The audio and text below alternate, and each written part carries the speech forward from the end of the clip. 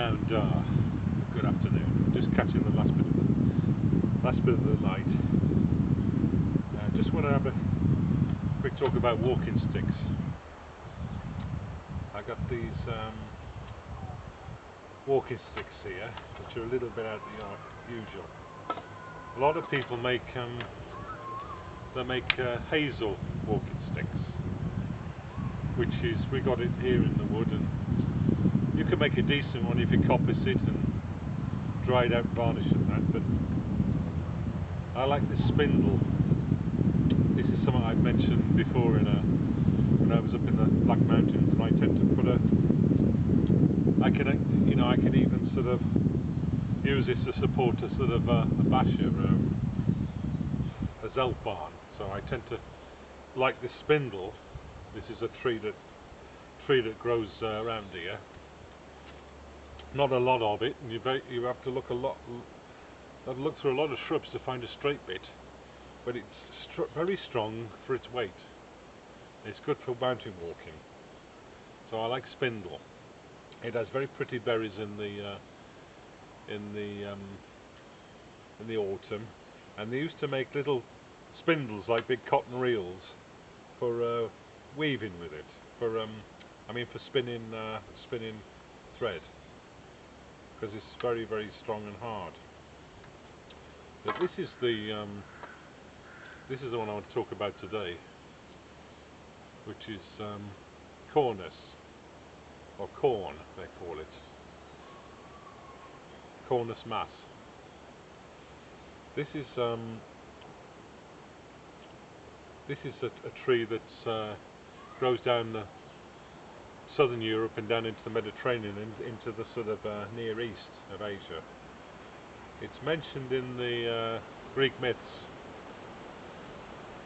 I made a walking stick of this, and it's very, very heavy wood and very strong. And what I like about a walking stick in this material is, if you're attacked by something, like a dog that's gone mad, you're going to hit it with this. It's basically going to cause some damage.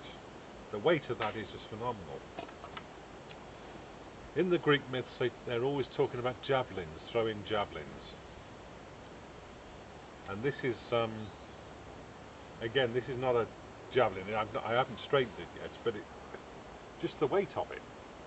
When I straightened it, and I put something on the end, it'll be quite a nasty weapon. The weight, it'll carry much further, and if it hits anything, the force is phenomenal. So here's a stave of this material. If you want to look up in the books, it's called Cornelian cherry, because it has an edible fruit. And I got this from central France. Well, I got all my Cornell or Cornelian cherry from central France. Here's a stave, because the other thing it was used for in the past was to make bows. Both in self bows, that's just using the one material, the one piece of a stave, but also more particularly in composite bows with bone and other materials to make a very, very strong bow. Typical of the ones the Scythians on horseback were using.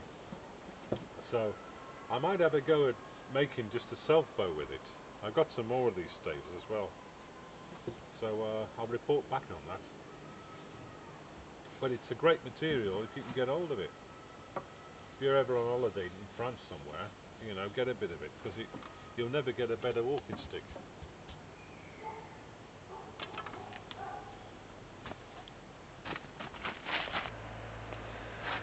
Just giving a close-up of these woods. I don't know if you can see much with this camera, but that's a spindle.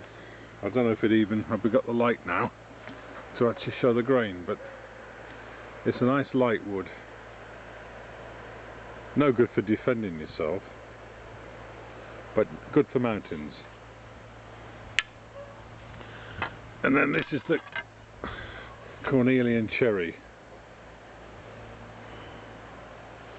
I varnished it. It's bloody heavy. It's incredible how heavy it is. Just like these tropical hardwoods like teak or something. There's a javelin I'm going to make. It's not a javelin yet because I need to straighten it out. And it probably could do with being a bit longer, but then it'd take a bit of strength to throw that. Quite a few muscles to stroke because of the weight. I'll have to weigh it sometime. And there's a stave, 2-year-old stave of this Cornelian cherry, which I'm going to use to try and make a self bow. But it's got a few knots, but I can probably get around them if I'm careful. No, we're just losing the light now, so I might do a bit of work around the trees before it gets dark.